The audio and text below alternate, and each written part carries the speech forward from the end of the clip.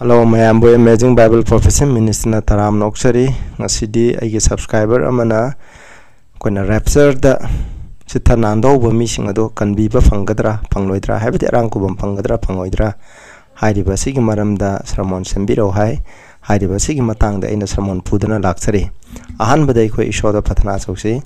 sargada leiba yamnum sharbe paisho yam thagachari ngasi aikoina sakra rapture da lemhoba mising sithanando bo mising ase sargada pugadra puroidra arangku bam phangadra phangloidra haibati maramda naki shastra ta phi badu maramda kharang ja udaroi aina ngam bokode mok thawai sang baduna sing biduna phajana khangan biu tari pichin ausing deju naki thawai sang bula sing biduna khangan biu prabhu jisu gi mingda khurumjari amen aikoi ahan bada ina zuma mangda samon kya sanduk sakre madudi secret rapture habse hadi lona prabhu jisu kristana lakpa habse bible da yaute masigi maram da jo ina mamang da sermon kya pikre haide ba sermon do nokoina anoba subscriber anoba sangbira poitagadi mamangi sermon adu da amtang sangaga yengbio madu da jo hena pap tagani ngasi ju aina khara haijarake koina rapture di thokani adubu secret oiro lona lakpa habdu oiro ayam hoji protection isnausna takpi debse 7-year tribulation hadi awanang sahi tare awanang Christian singbu awanang nang baje masigi mamangda Prabhu Jisu Kristana lona laaga prithvi da laireba Christian sing asigi marakta gi myoi khara lona puraga sargada chatkini habini adugi matungda antichrist na Jerusalem temple ase nongna sagalakani masida pangani sahi ohmakhai gi matungda Christian sing Jehudi sing amasung Christian sing asibu odnaigini madudagi kananga Prabhu Jisu Krishna mu ani shuba maduda khona hanba rapture da lemhoriba mishing adubu lobo lakani habni haide ba thakpi ba sigi matungna de prithvi da leiba mipung kuding mase puning holaga arang kubam phangani habni madu bible na takte bible na Christian kuding arang kubam phangani haina su takte ekoi masigi maramda secret rapture gi takpi ba mishing na secret rapture tokani haina makoina proof text hoina praman hoina masigi text asina secret rapture thoena habidi ba text khara do yengsi tasengna hari bisna koina prabhuna lona lakpo to takpi bra takpi dabra so yengsi an ba text se first Thessalonians marigi tratuk trate se ekoi amuk pamina se hari ba text se na secret rapture tai hana moina yamna hai adu hari ba text asina secret rapture gi maram da takpra lona prabhuna lakpa gi maram da takpra habdo khamina se pasi maram di ibungo masamona sargadagi kolauga athoiba sargadutki kolauga khonjenga amasung isogi pera singai gi makhon goloina na lengbirakani aduga kristada siba singna hana hogatkini madugi matungda hingduna lehoba ikoibu makhoiga loina ne atyada ibungobu unana ba laichinda punna pak pokhatkani matau asumna iko ibungoga matam puna mukta laimina gani hai masida hairiba text asida prabhuna lona lakpagi maramda kari swaide masida hai prabhuna haidi Prabhu Jisu Kristana sargadagi atoiba sargadutki khonjenga adi isogi peresinga khongba habse trumpet khongba habse arod mathabang nate isnausa ahongba makhon khongbane masida ko hairiba se lakani adu matam sida kari thokani haiba matamda Prabhu Jisu Krista thajatuna sikhiba mising ado hingatkaneba aduga amuk tayang panda Prabhuna ani shuba lakpa matamda hingduna leiba mising Prabhuna lakpado uriba mising ado hingduna prithibida leiba mising ado ga makhoiga punna atyada pukhat minagane pak pukhat paibne English tana caught up haibne to meet the Lord in the year hai go sidana remain shall be caught up haibne haideba caught up haibagi meaning je rapture haibadi khangudana thak pukhat paje atyada pak pukhat paje masibu rapture hai haina khangnayeba maduni rapture di thokani lona lakpati oiro habsni aduna Prabhuna hairiba sida moina rapture ni hare adu rapture takpi ba missing asiba missing hinkalaga pugani haina rapture theory secret rapture takpi ba missing haidi adubu masigi text na di Prabhuna ni shubal lakpa matamda Krista da thadaduna sigiba missing do hingani adu hingduna leiba makhoi punna atyada puraga sargada punna chamina gani na haiba punna ko aduni sida miyoi kharana sithauraga miyoi kharana kaino tawbigi wafam da masida yaute masina secret rapture support to have the lali adugi mota masina Prabhuna Yesu Krishna lakpa lona lakte masidi phongna lakpani have do masina muktai aduga text khara muyeng na se Matthew 24 gi 39 ꯗꯒꯤꯅ 41 44 ꯕꯣꯏ ꯀꯣ ꯌꯦꯡꯃꯤꯟꯅꯅꯤ ꯑꯗꯣ ꯃꯁꯤꯗꯁꯨ ꯍꯥꯏ ꯃꯁꯤꯅ ꯀꯔꯤ ꯍꯥꯏꯕ꯭ꯔꯥ ꯍꯥꯏꯕꯗꯨꯒꯤ ꯃꯔꯝꯗ ꯑꯃꯨꯛ ꯌꯦꯡꯃꯤꯟꯅꯁꯦ इसिंग इचाउगा प्रभु जिसुना अनि सुबु लाकपुगा से इसिंग इचाउगा चांगदनबनि मसिदना इसिंग इचाउ अदु लाक्तुना मखोइबु पुथोक्त्रिबा फाबु मखोइना करिसु खंगलमदे हामनि नवागी मतमदा लेबे मिसिना थौरांग थौसादेबा कइदोंग इसिंग चाउ लाकना हाबजे मखोइना थौसादे मरमदि मखोइना थौरांग तौदेबा मतौ असुमना मिगी मसानि पा अदुना लेंगलकपसु ओइगनि प्रभु जिसुना लेंगलकपदसु तांगपांदा लेबे मिसिना प्रभु जिसु ख्रिस्ट थाजदबा मिसिना थौरांग तौरोय अदुना मरम ओइदना नवागी मतमदा थौरांग तौदन लेंदा नोंग तारगा मखोइबु तुमना मांगबुगना प्रभु जिसुना निसुब लापो मदर फतबा मिसिंग थौरांग तौदबा मिसिंग प्रभु द थाजदबा मिसिंग अदुसु मांगनगिने हायना हाइबनि अदो 40 को मतम अदुदा हाइबनि मतम अदुदा हाइजे प्रभु जिसुना लाकपा अदुनि को अनिसुब लाकपदुनि मी अनि लबुक्ता लाइकनि अमबु पुखिगनि अदुगा अनबु थमंगनि नुपी अनि चक्री तक्तुना लाइकनि अमबु पुखिगनि अदुगा अमबु थनंगनि मसिदा मरोइना हारिजे मसिदा अयाम्बर सक्रा रैप्चर न ताकपियो कामुजे मी अनि कि मनुंग अमा लोन पुरा अमा लेहोगनि अमा लोन पुरा अमा लेहोगनि आमनि मसि अदुगी मरमदा ngang मनते मसि प्रभु जी सुना अनि सुब लाको मतंदा मी अनि लेबगी मनुंग अमा कनबिगनि अमना मांगनि हाइबगी ने अदुना अरांग खुबम मसे इसा इसागी अनिंगबा इसाना खंजबदुगी मतुंग इननी हाइबजने जाति ओमा ओइना दुगा कांगलुप अमा ओइना पुलप कनबिगदब नते मी अनि लेबगी मनुंग अमा कनबिगनि हाइबने मी अनि फमुंग तुमिनबे अमा कनबिगनि तुमिनरिबा अनि दुग मनुंग इशोबु थौरांग तोबा मी दो कनबिगनि दुगा इशोरबु थाजबा इशोर अनि चुलेंगबुकी थौरांग तोबा प्रभु थाजदना हाइबेनबा दु कनबिगनि हाइबेनदबा थौरांग तोदबा मी अदु मांगनि हाइबनि मदुगी मरामदनि 42 दैना 44 येंगबदा हेना मेक सेंगनि सिदा को मरम अदुना इंग्लिश दु वाज देयर फॉर हाइबनि मरम अदुना मिंशन खाउ हाइबनि मसिना हाइबदि मी अनि तुमनेबा मनुंगदा अमा कनबिगनि हाइबने असमाइना चक्री मी अनि थबक सुमिनगनि अमा कनबिगनि हाइबनेबा मसिना हाइबजे कनानो कंबिदुजे थौरांग तौदुन लेबे मीदुनेबा अदुना मसिदाजे मरम अदुना हाइबनिको मरम अदुना हाइबगी आथदि मसिनिको मरम अदुना मिंशन खांगु मरमदि नखोइगी नबुंगोना करम पुंगफम द लेंगलकनि हाइब नखोइना खंगदे हाइबने अदुना मसिगी टेक्स्ट सिनरिबजे प्रभुना लाखदब पुंगफम द मान अखोइदा हाइतुम द सिनुमिता सि तारकता लाखने हाइब हाइदोक्ते अदुबु माना लाक्टिंग द करि करि पृथ्वीदा खुदम थोकने हाइबजे मैथ्यू 24 द एक्सेना फजना हाइख्रेबा लुक 21 दजु फजना हाइदेबा इस्नाउसा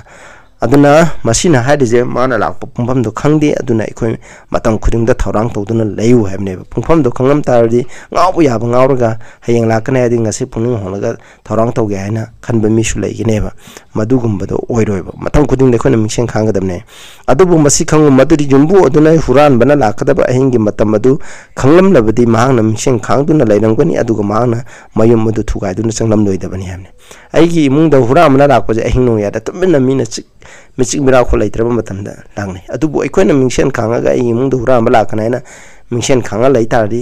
एनी लांगनिंबु मतमदा हुरा मदु लाव आइना माबु फाबा ngमनेबा अदुमाइ तौदुना अखोइजु प्रभुना नि सुब लाकपगिदम कोइना थौरांग थौदुना मतम खुदिंग द लैतारगदि प्रभुना लाकपजे अखोइगी थक्ता हुरा मगुमना सुंलां लावहेबा सिनावसा हाइदि अखोइदा खंगनी हाबने मसिना हाइरिबसे अदुगा 44 दा मरम अदुना नखोइजु थौरांग तौदुना लैयु हाबने मरम अदुना नखोइजु थौरांग तौदुना मरमदि नखोइना खंगदबा खंदबा पुंजा अदुदा मीकी मचानुपा अदुना लाकनी हाबने मसिदा प्रभुना लोन लाकपा हाबजिगी आर्थदि करिनो हादि अखोइना खंदबा अखोइना लाकनी हाइना निंगदबा पुंगफम अदुदा प्रभु जिसु ख्रिस्टना लाकनी हाबदो मदुगी मरमदा मसिना हाइबनेबा अमुक अतोपा टेक्स्ट अमा मसिजु याम तोइना पि लुक 17 गी कोइना 34 दे 34 35 से सिदमु यंगचे मसिजु 34 दे ना कोइना 37 जी यंगमिना जे को 36 पौजे यामना तोइना पिबा टेक्स्ट ने यंगचे मसिदा अइना ना खोइदा हाइरी अहिंग अदुदा हाइबनि को फमुंग अमदा मी अनि लैगनि अदुगा अमबु पुखिगनि अमसुंग अतोपा अमबु थनमगनि सिने मसिदा हाइरिबसे कइनो काना मी अमदो लोना पुखरनि प्रभुना लोना लाका लोना पुखरगनि सिने सिदा नुपी अनि चक्री तंगमिनगनि अदुगा नुपी अमबु पुखिगनि अदुगा अतोपा अमबु थनमगनि हमने मसि करिगे चांगदमनाबना दे लॉर्ड की मतम द तौरिबदो खंगौदना संदोंगमरा द लेबे मिसिंदो माइगी नोंग तारकना हबदो मखै खंदे मखै थौरांग तौदे अदुबु लॉर्ड की मुंगदि मखैददि तारकना हबदो सोना खंगलि मखैबु कनबियेबा अदुगा समाननि को हाइदि अमा पुखिनि मी अनि लेबे मनुदा अमदि पुनसि मांगनि अमदि मांगो हाबनेबा मसिदा पुख्रेबा मिसिंग अदो सक्रेर सना ताकपिबु मतना मसिदा पुख्रिबा मिसिंग अदो कनबिब्रा कनबिदब्रा जे अखोइना मु यंगजेबा 17 के 36 37 नि यंगजे सिदाइ को मी अनि लबुक्ता लैगनि अमबु पुखिगनि अदुगा अतोपा amabu thanamgani cha mane ko masiko aduga 37 jang maru aisi yengi maduda makoina mangonda haiki ko English tana English ta jo hai ko makoida haiki ibung kadai dona ko Lord where am ni hai pa puki da bo mi jing ka dai da no am ni sargadra makhon sargada puki ta di shona sargada ni ai ni ko masida hai ko hai de ka dai da no aduga ma na makhoi da ki asi ba hakchang nei ba mafam adu da langja sing na punsin gani ham ni makhoi pudu je krai da asi ba hakchang nei ba mafam da pu gani ham ni hai badi prabhu na ni shubala ku matanda malem prithvi asi da lai ba phat ba mi makai je mana mangan gani ma ki lak pa gi mangan horen text on jo parak ni mangan gani ba aduna di masida hari ba makhoi na hai bi ba ama puki ba mising ado kanano makhoi di asi ba mafamda haidi makhoi ni norok sa kadure le mauri ba mising aduni amarom da kanbi ba haidi makhoi na tapi ba jing matung na di nawagi matam do ising jano puki ba mising do duaina siki le mau ba pu ki da ba nawagi mung manung do kanbi ba ne ba snaw sa aduna theory asina tapi di ba siki ona taina ba ngak ne masi sastra dai je adu bu masin haibadi khoi na tharang to do pungpham da Prabhuna lakani ekoi mi ani leibing manung da thorang to bo amadu kanbi gani thorang to do mi do kanbiro habi ki context ta masida ngang bane ba masina hairibse amung makha ta namu yengching ko first Thessalonians 5 ki 2 4 to 6 da mu yeng ne je huran bagum na lak pa raga mina huran bagum na la aga habisna Prabhuna lo na lakani mi khangan da na la aga pugani sine ba madu ki maram da habre yengche first Thessalonians 5 ko chapter 5 sine ko 1 da ki patna pabi re de khangani adu boy na khara khatang khanjare 2 da maramdi ibungogi numit adu huran bana ahingda lakpagumna lakani haibana koina nasana tasengna khangle prabhuna haibigi matungna mana lakpaje huran bagumna haibne ko huran bagumna lakani haibne kanadano huran bagumna laktoye ekho yengmina si makhada verse 4 da adubu isne nauksa huran bagumna numit adu nakoigi natakta lakna naba nakoidi amambada leiba nathi haibne English tana overtake haibne haidi huran bagumna lakpa aduna nakhoi buko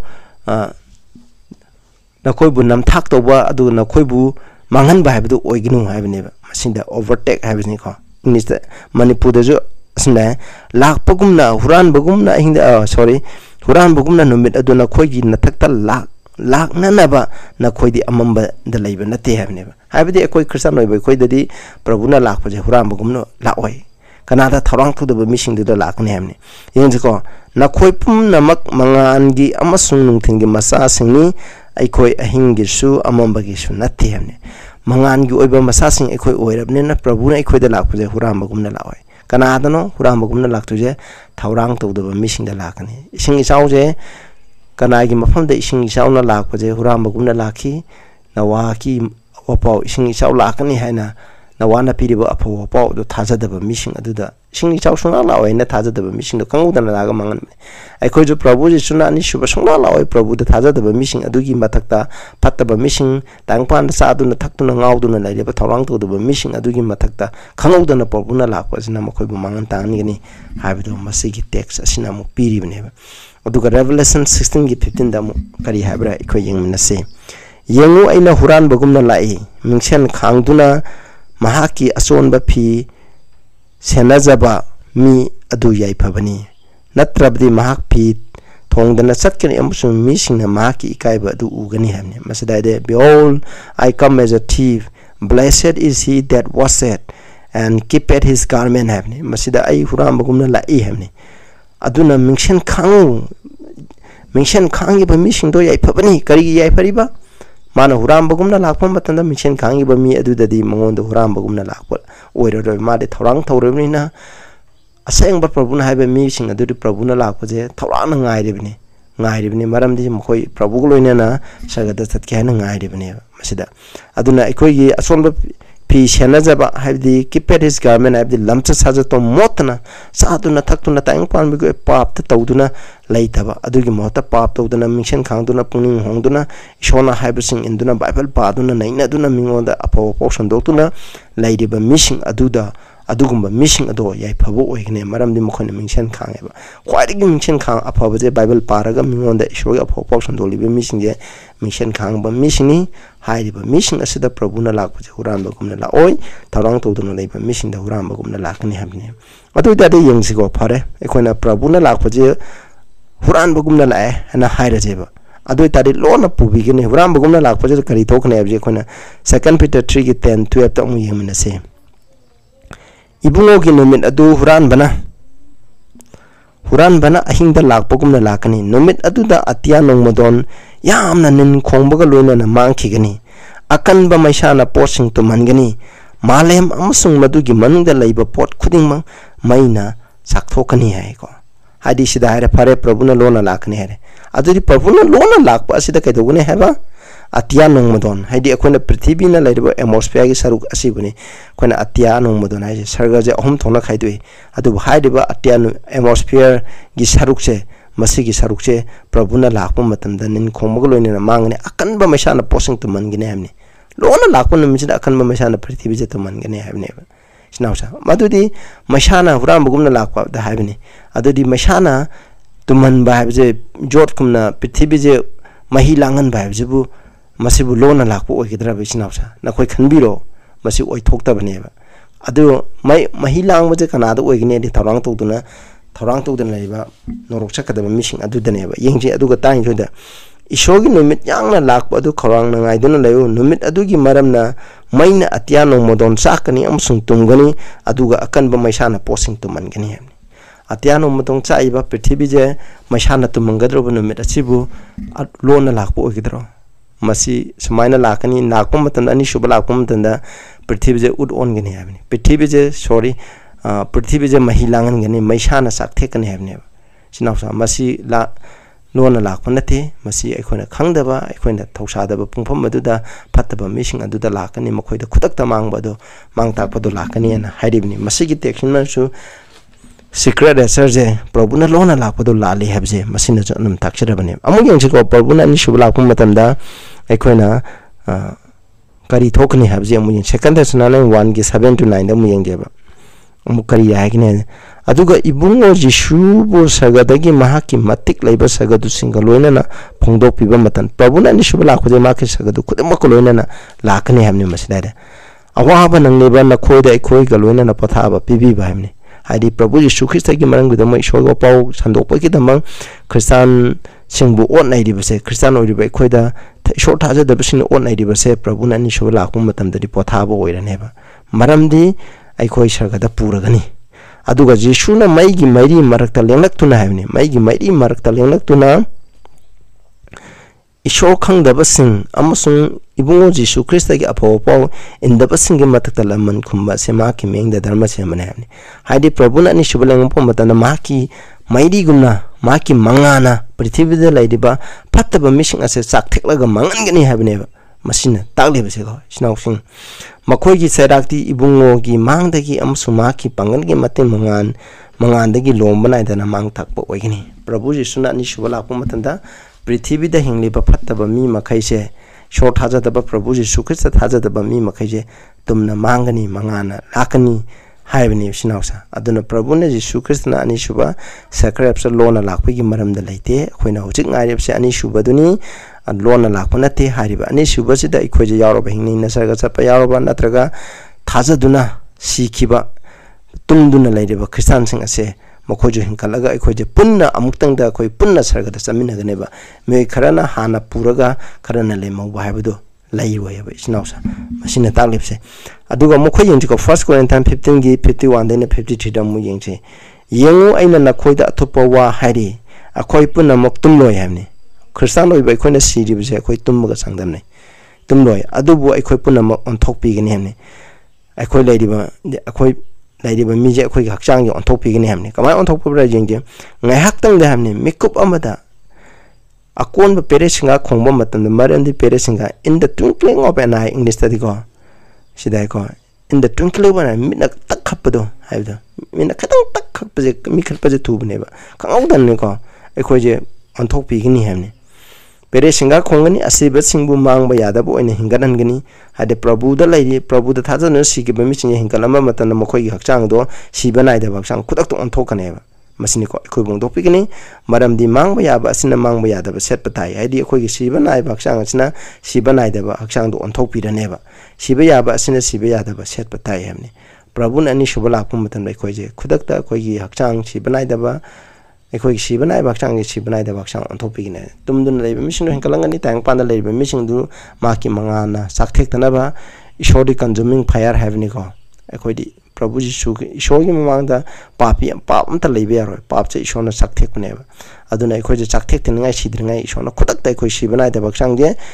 ꯁꯤꯕ ꯅꯥꯏꯕ ꯍꯛꯆꯥꯡꯁꯦ ꯁꯤꯕ ꯅꯥꯏꯗꯕ ꯍꯛꯆꯥꯡ ꯑꯣꯏꯅ ꯑꯣꯟꯊꯣꯛꯄꯤꯒꯅꯤ ꯍꯥꯏꯕꯁꯦ ꯃꯁꯤ ꯀꯔꯝꯕ ꯃꯇꯝꯗ ꯄ꯭ꯔꯚꯨ ꯖꯤꯁꯨ ꯈ꯭ꯔꯤꯁꯇꯅ ꯑꯅꯤꯁꯨꯕ ꯂꯥꯛꯄ ꯃꯇꯝꯗ ꯊꯣꯛꯂꯛꯀꯅꯤ ꯍꯥꯏꯕꯅꯤ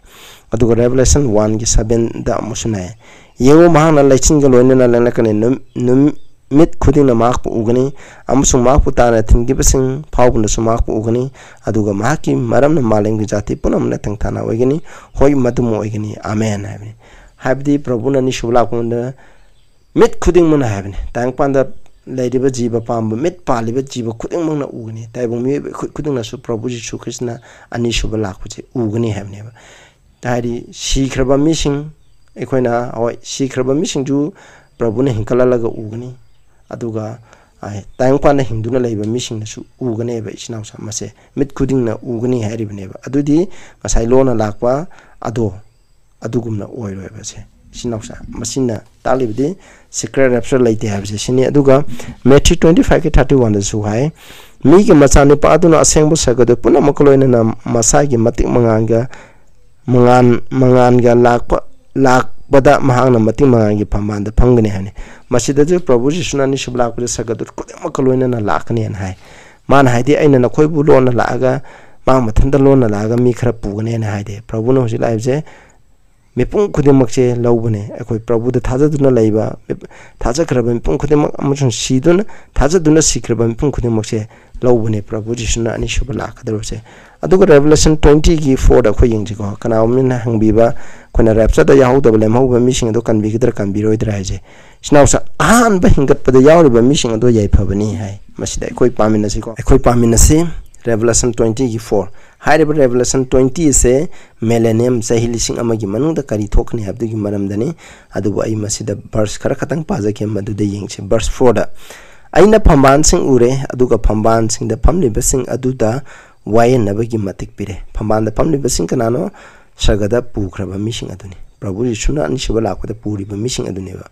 अदुगा यीशुगी मरमदा साखी पिबगी दमा अमसुंग ईश्वरगी वाहैगी दमा मंगखरबसिंगी थवाइसिंग अदुगा सा अमसुंग माकी मुटिबु खुरुमदबे सा अमसुंग माकी मुटिबु एंटीक्राइस्ट शक्ति हमनिको मसिबु खुरुमदबसिंग अदुगा मखोइगी मराइबा अमसुंग मखुत्ता माकी खुदम फंगदबसिंग हदि सा अदुगी खुदम एंटीक्राइस्ट की खुदम फंगदबसिंग अइना उरे मखोइने हिंगत्तुना हाइको मखोइने हिंगत्तुना ख्रिस्टगा लोइने सही लिसिंग अमा पामिनरे हमने मसी मखोइने हिंगत्तुना हदि मसिदा हिंगलिबा मिजे कनानो प्रभुदा थाजदुना सिगिबा मिसिंग अदुनेबा मखोइने हिंगलगा प्रभु जीसु ख्रिस्टगा सही लिसिंग अमा पामे नगनेबा अदो मखोइजे करंबा मतमदा हिंगली असै फर्स्ट Thessalonians 4:16-17 नाइबा मतमदा प्रभु जीसु ख्रिस्टना अनिशुबा लाफा मतमदा प्रभुदा थाजदुना सिगिबा मिसिंग असे हिंगतकनी हाबजे मसिने 5-6 दा यंजिको मसिदाइको अदुबु अतै असिबसिंग अदुना सही लिसिंग अमा अदु लोइद्रि फावबा हिंगलोय हाबनेबा हादि हाना सिकिरबा हादि फत्तबा मिसिंग फत्तबा सरग चलोइदबा अरांखोबम फंगलोइदबा मिसिंग अदुदि प्रभुना अनिशुबा लाखपा मतमदा हिंगतलोयबा मखोइजे हिंगतपा यावय हाबनेबा मसिना हाइजे फंगलोय मसि अहानबा हिंगतपदि कनानो प्रभुदा थाजदुना सिकिबा मिसिंग हिंगतपदो मदुबु अहानबा हिंगतपा हाइना कवयबा अदुगा verse 6 दा अहानबा हिंगतपदा यावखरबा महाक अदु याइफबनी एखोजो अहानबा हिंगतपदा यावखरदि याइफरमनिको एखो होय सिंगने हिंगना चतपा मिसिंजु याइफबनी अदुबु कोना प्रभुदा थाजरगा सिगिबा तारगसु अहानबा हिंगतपदा यावरिबा मिसिंग अदु याइफबनी अमसुंग असेंगबनी हामनिको अनिशुबा सिबना मिसिंग असिगे मथकता मतिक लैररोय हामने अनिशुबा अदुना अहानबा सिबा हाबजे मलै अनिशुबा सिबा हामने अहानबा सिबा हाबजे एकोइना होजिक सिरिबजे होजि तांगपान मियबना हे पोगा एकोइना सिबजे मसि अहानबा सिबनेबा अनिशुबा सिबा हाबना एकोइना नोरोकी दमक अखोइ तुमना मांगलगा सिबजे मसिबुने अनिशुबनेबा असुमना अहानबा हिंगतपा अनिशुबा हिंगतपलै अदुबु मखोइ ईश्वर अमसुंग ख्रिस्टगी पुरोइसिंग ओइगनी अदुगा मखोइना ख्रिस्टगा लोइना सही लिसिंग अमा पामिनगनी हमने अदुबा अनिशुबा सिबजना करमा मतमदा थोइ हाबा मतमदा ꯑꯩꯈꯣꯏꯅ ꯆꯍꯤ ꯂꯤꯁꯤꯡ ꯑꯃ ꯃꯤꯂꯦꯅꯤꯌꯝ ꯍꯥꯏꯕꯁꯦ ꯃꯁꯤ ꯂꯣꯏꯕ ꯃꯇꯝꯗ ꯑꯅꯤꯁꯨꯕ ꯍꯤꯡꯀꯠꯄ ꯆꯪꯒꯅꯤ ꯃꯁꯤꯗꯗꯤ ꯀꯩꯗꯧꯕ ꯄ꯭ꯔꯚꯨ ꯖꯤꯁꯨꯅ ꯑꯅꯤꯁꯨꯕ ꯂꯥꯛꯄ ꯃꯇꯝꯗ ꯍꯥꯠꯈ꯭ꯔꯕ ꯐꯠꯇꯕ ꯃꯤꯄꯨꯝ ꯈꯨꯗꯤꯡꯃꯛ ꯑꯃꯁꯨꯡ ꯍꯥꯟꯅ ꯁꯤꯈ꯭ꯔꯕ ꯐꯠꯇꯕ ꯃꯤꯄꯨꯝ ꯈꯨꯗꯤꯡꯃꯛꯁꯦ ꯂꯣꯏꯅ ꯍꯤꯡꯀꯠꯍꯟꯒꯅꯦꯕ ꯃꯈꯣꯏꯁꯦ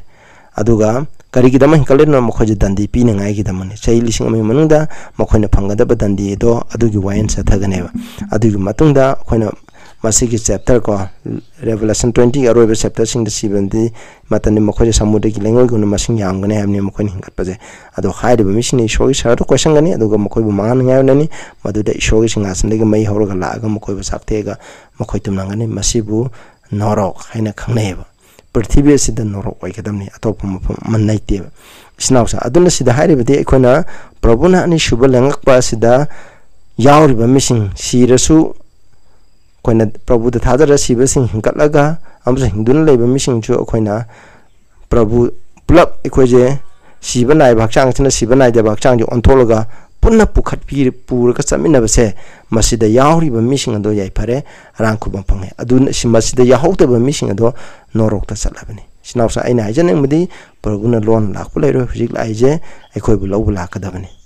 ꯑꯗꯨꯅ ꯇꯥꯕꯤꯕ ꯃꯌꯥꯝꯗꯁꯨ ꯏꯁꯣꯔꯅ ꯄꯥꯎ ꯄꯤꯕ ꯑꯣꯏꯁꯅꯨ ꯁꯦꯀ꯭ꯔꯦꯠ ꯑꯦꯞꯁꯇ ꯊꯥꯖꯒꯨꯝꯖꯦ ꯃꯁꯤ ꯊꯥꯖꯔꯤꯕ ꯃꯤꯁꯤꯡ ꯑꯗꯣ ꯑꯩꯈꯣꯏꯅ ꯁꯦꯀ꯭ꯔꯦꯠ ꯑꯦꯞꯁꯇ ꯌꯥꯎꯍꯧꯗ꯭ꯔꯒꯁꯨ ꯑꯩꯈꯣꯏ ꯂꯣꯏꯅꯃꯛ ꯑꯩꯈꯣꯏ ꯄꯨꯛꯅꯤꯡ ꯍꯣꯡꯕꯒꯤ ꯃꯇꯝ ꯄꯤꯒꯅꯤ ꯑꯗꯨꯗꯤ ꯍꯥꯏꯕꯅꯤ ꯑꯗꯨꯗꯗꯤ ꯑꯩꯈꯣꯏꯅ ꯈꯪꯍꯧꯒꯅꯤ ꯃꯗꯨꯗꯗꯤ ꯃꯣꯏꯅ ꯍꯥꯏꯗꯣꯏꯁꯦ ꯑꯩꯈꯣꯏ ꯄ꯭ꯔꯚꯨꯅ ꯂꯥꯛꯄꯁꯦ ꯀꯌꯥꯝ ꯀꯨꯏꯔꯣꯏ ꯍꯥꯏꯕꯁꯦ ꯃꯈꯣꯏꯅ ꯈꯜꯂꯤꯁꯦ ꯑꯩꯈꯣꯏꯒꯤ ꯏꯃꯨꯡ ꯃꯅꯨꯡꯁꯤꯡꯗꯒꯤ ꯃꯤ ꯈꯪꯍꯧꯗꯅ ꯃꯥꯡꯈꯤꯕ ꯇꯥꯔꯒꯗꯤ ꯀꯅꯥꯒꯨꯝꯕ ꯃꯤꯁꯤꯡꯅ ꯍꯥꯏꯕꯁꯦ ꯃꯥꯡꯈꯤꯕ ꯇꯥꯔꯕꯗꯤ ꯈꯨꯗꯛꯇ ꯊꯤꯕ ꯈꯪꯗꯅ ꯃꯥꯡꯈꯤꯕ ꯇꯥꯔꯗꯤ ꯑꯗꯨꯗꯤ ꯃꯤꯁꯤꯡ ꯔꯤꯄꯣꯔꯠ ꯃꯌꯥꯝ ꯑꯃ ꯂꯩꯔꯅꯤ ꯄ꯭ꯔꯤꯊꯤꯕꯤ ꯄꯨꯝꯅꯃꯛꯇ ꯄꯨꯂꯤꯁ ꯁ꯭ꯇꯦꯁꯟꯁꯦ ꯂꯣꯏꯅ ꯃꯤꯁꯤꯡ ꯔꯤꯄꯣꯔꯠꯅ ꯋꯥꯏ ꯆꯥꯏꯔꯒꯅꯤ ꯑꯗꯨꯗ ꯈꯪꯒꯅꯤ ꯑꯗꯨ ꯑꯣꯏꯇꯥꯔꯗꯤ ꯃꯁꯤ ꯊꯣꯛꯈ꯭ꯔꯕꯅꯤꯅ ꯑꯗꯨꯗꯤ 7 year tribulationꯁꯦ ꯍꯧꯔꯦ ꯑꯗꯨꯗꯤ ꯄ꯭ꯔꯚꯨꯅ ꯂꯥꯛꯄꯁꯦ ꯃꯁꯤ ꯂꯣꯏꯕꯗ ꯂꯥꯛꯀꯅꯤ ꯆꯍꯤ 3ꯒꯤ ꯃꯇꯨꯡꯗ ꯂꯥꯛꯀꯗꯕꯅꯤ ꯑꯗꯨꯗꯤ ꯑꯩꯈꯣꯏ ꯊꯧꯔꯥꯡ ꯇꯧꯔꯁꯨ ꯌꯥꯔꯦꯅꯦ ꯀꯅꯥꯒꯨꯝꯕ ꯃꯤꯁꯤꯅ ꯍꯥꯏꯕ ꯌꯥꯏꯕ ꯑꯗꯨ ꯅꯠꯇꯦ ꯆꯥꯟꯁ ꯑꯃꯨꯛꯇꯅꯤ ꯑꯩꯈꯣꯏꯗ ꯏꯁꯣꯔꯅ ꯄꯤꯔꯤꯕꯁꯦ ꯍꯥꯏꯔꯤꯕ ꯃꯇꯝ ꯑꯁꯦ ꯑꯩꯈꯣꯏ ꯍꯧꯖꯤꯛ ꯃꯤꯡꯁꯦꯟ ꯈꯥꯡꯗꯨꯅ ꯂꯩꯔꯤꯁꯦ ꯄ꯭ꯔꯚꯨꯅ ꯑꯩꯈꯣꯏꯒꯤ ꯏꯊꯛꯇ ꯍꯨꯔꯥꯟꯕꯒꯨꯝꯅ ꯂꯥꯛꯅꯤꯡꯉꯥꯏꯒꯤꯗꯃꯛ ꯍꯨꯔꯥꯟꯕꯒꯨꯝꯅ ꯂꯥꯛꯀꯅꯤ ꯂꯣꯟꯅ ꯂꯥꯛꯀꯅꯤ ꯍꯥꯏꯕꯒꯤ ꯑꯥꯊꯗꯤ ꯊꯧꯔꯥꯡ ꯇꯧꯗꯕ ꯃꯤꯁꯤꯡ ꯑꯗꯨꯗ ꯂꯥꯛꯀꯅꯤ ꯍꯥꯏꯕꯅꯤ ꯑꯩꯈꯣꯏꯁꯨ ꯊꯧꯔꯥꯡ ꯇꯧꯔꯕ ꯃꯤꯁꯤꯡ ꯑꯗꯨꯒꯤ ꯃꯅꯨꯡꯗ ꯆꯟꯕ ꯃꯤꯁꯤꯡ ꯑꯣꯏꯒꯅꯤ ꯑꯗꯨꯅ ꯃꯊꯪꯗꯅ ꯑꯩꯈꯣꯏꯅ ꯁꯥ ꯑꯗꯨꯒꯤ ꯈꯨꯗꯝ ꯀꯔꯤꯅꯣ ꯑꯩꯈꯣꯏꯅ ꯃꯥꯔꯛ 6:6ꯒꯤ ꯃꯔꯝꯗ ꯑꯩꯈꯣꯏ ꯐꯖꯅ ꯕꯥꯏꯕꯜꯗꯒꯤ ꯅꯩꯅꯃꯤꯟꯅꯁꯤ ꯃꯔꯨꯞ ꯃꯄꯥꯡꯁꯤꯡꯗꯁꯨ ꯑꯩꯒꯤ ꯆꯦꯅꯦꯜ ꯑꯁꯤꯕꯨ ꯁꯕꯁꯀ꯭ꯔꯥꯏꯕ ꯁꯤꯌꯔ ꯇꯧꯕꯤꯌꯨ ꯑꯗꯨꯒ ꯑꯅꯧꯕ ꯃꯤ ꯑꯣꯏꯔꯒꯗꯤ ꯁꯕꯁꯀ꯭ꯔꯥꯏꯕ ꯇꯧꯕꯤꯌꯨ ꯍꯦꯟꯅ ꯄ꯭ꯔꯚꯨ ꯌꯤꯁꯨ ꯈ꯭ꯔꯤꯁꯇꯒꯤ ꯑꯆꯨꯝꯕꯗꯣ ꯅꯩꯅꯔꯒ ꯑꯩꯈꯣꯏ ꯁꯔꯒꯗ ꯆꯠꯃꯤꯟꯅꯁꯤ ꯍꯥꯏꯅ ꯃꯌꯥꯝꯗ ꯑꯄꯤꯜ ꯇꯧꯔꯤ ꯇꯥꯈ꯭ꯔꯕ ꯈꯨꯗꯤꯡꯗ ꯏꯁꯣꯔꯅ ꯕꯣꯔ ꯄꯤꯕ ꯑꯣꯏꯁꯅꯨ ꯄ꯭ꯔꯥꯊꯅꯥ ꯇꯧꯁꯤ ꯁꯔꯒꯗ ꯂꯩꯕ ꯏꯄꯥ ꯏꯁꯣꯔ ꯌꯥꯝ ꯊꯥꯒꯠꯆꯔꯤ ꯍꯧꯖꯤꯛ ꯑꯩꯈꯣꯏꯅ ꯄ꯭ꯔꯚꯨꯅ ꯂꯥꯛꯀꯗꯧꯔꯤꯕ ꯑꯁꯤꯗ ꯁꯔꯨꯛ ꯌꯥꯔꯤꯕ ꯃꯤꯁꯤꯡ ꯑꯗꯣ ꯈ꯭ꯋꯥꯏꯗꯒꯤ ꯌꯥꯏꯐꯕꯅꯤ ꯁꯤꯔꯒꯁꯨ ꯍꯤꯡꯀꯠꯇꯨꯅ ꯁꯔꯒꯗ ꯆꯠꯈ꯭ꯔꯕ ꯃꯤꯁꯤꯡ ꯑꯗꯨꯅ ꯌꯥꯏꯐꯕꯅꯤ ꯍꯥꯏꯔꯦ ꯑꯗꯨꯒꯨꯝꯕ ꯃꯤꯁꯤꯡ ꯑꯗꯨꯒꯤ ꯃꯔꯛꯇ ꯑꯩꯈꯣꯏꯁꯨ ꯌꯥꯎꯕ ꯑꯔꯥꯡ ꯈꯨꯕꯝ ꯐꯪꯕ ꯃꯤꯁꯤꯡ ꯑꯗꯨ ꯑꯣꯏꯍꯟꯕꯤꯌꯨ ꯅꯍꯥꯛꯀꯤ ꯁꯥꯁꯇ꯭ꯔꯅ ꯍꯥꯏꯕꯁꯤ ꯆꯦꯠꯅ ꯊꯥꯖꯕ ꯉꯝꯍꯟꯕꯤꯌꯨ ꯄ꯭ꯔꯚꯨ ꯌꯤꯁꯨꯒꯤ ꯃꯤꯡꯗ ꯈꯨꯔꯨꯝꯖꯔꯤ ꯑꯃꯦꯟ